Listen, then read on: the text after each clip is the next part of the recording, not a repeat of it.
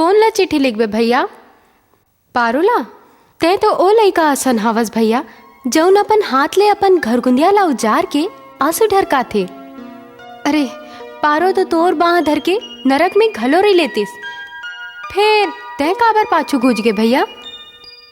ताऊ का करते हूँ लक्ष्मी, मोर संग धर के दुखे तो पाए रहतीस, कम से कम उहा नारी के सुख ओकर मया में होते भैया, सोना चांदी महल अटारी में नहीं होए।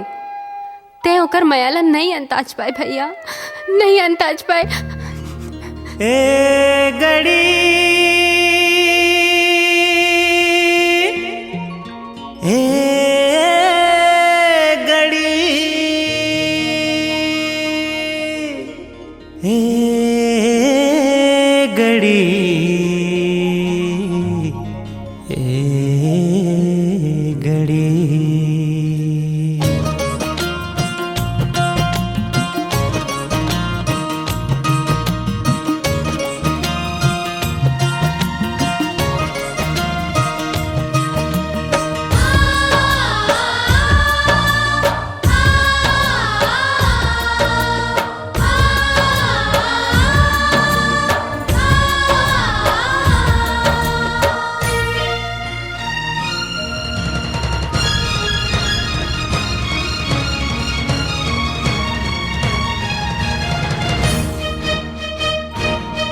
ये घड़ी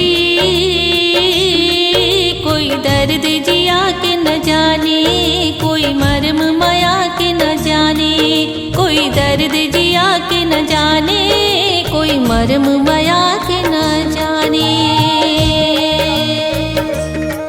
तोर पैरी के सुरता थे,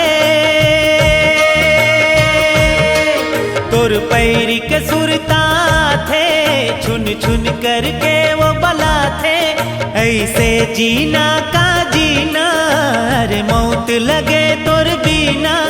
का जतन करो का लगन करो, दिल चानी चानी हो जाते। ए घड़ी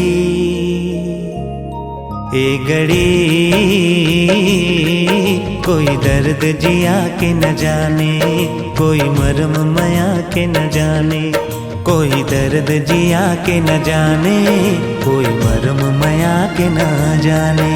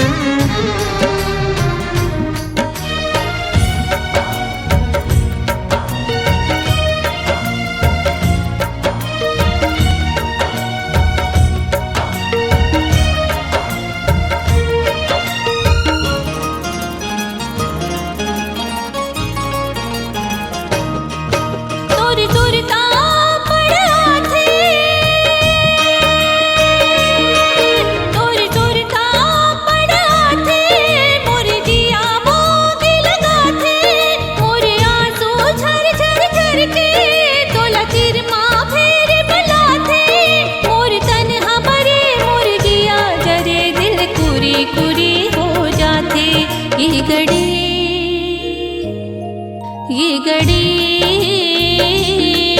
कोई दर्द जिया के न जाने, कोई मर्म माया के न जाने, कोई दर्द जिया के न जाने, कोई मर्म माया के न जाने।